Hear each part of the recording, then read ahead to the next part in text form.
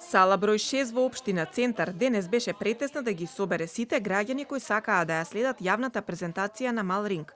Иако од општината убедуваа дека ќе се создадат здравствени протоколи, сепак седницата се одржа во присуство на голем број присутни граѓани и медиуми во затворен простор, но со отворени прозори. Градоначалникот Богдановиќ реплицираше на прозивките од претходните денови и изјави дека преку овој план не го легализираат Скопје 2014.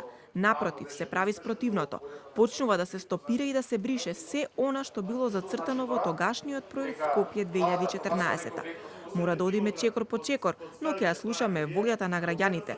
Затоа е оваа јавна дискусија, а не да се протурка нешто, истакна тој. Како што ќе се добиваме судски пресуди, како што ќе го враќаме земјиштето, така ќе ги менуваме после со измени во планот, ќе ги враќаме нормално како ќе одлучат граѓаните. Сакаат парк, парк има, сакаат да се остане плоштад, плоштад ќе си има. Во тие делови кои што се споменуваат и кои што се спорни, додека не заврши судската постапка, додека не заврши истражните действија, не смеете да чепкате и да менувате. Присутните граѓани, но и представниците на институциите имаа голем број на прашања, дилеми и недоумици во однос на урбанистичкиот план, но од општината по кусите одговори сите беа упатени да пополнат анкета, која дополнително ќе се разгледа. Она што сега се заканува како опасност за овој дел од градот е што има само една мала оставена зелена аза, да речем, единствено меѓу целиот тој бетон на згради, и покрај вашите напори народно да се залагате за зачување на зеленилото. Мал Ринг е државен проблем. Мислам, генерално урбанизмот е државен проблем.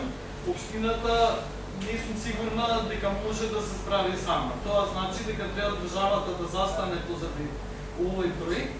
Богдановиќ напомена дека инсистирал на јавна дискусија, за да јавноста одблизу се запознае со проблемите кои што постојат. Сите дискутираат за Скопје 2014, без разлика дали од влада, министерства, граѓански организации, граѓани и така натака, ама само дискутираат, пишуваат, а кога треба нешто да се превземе, се прават мутави.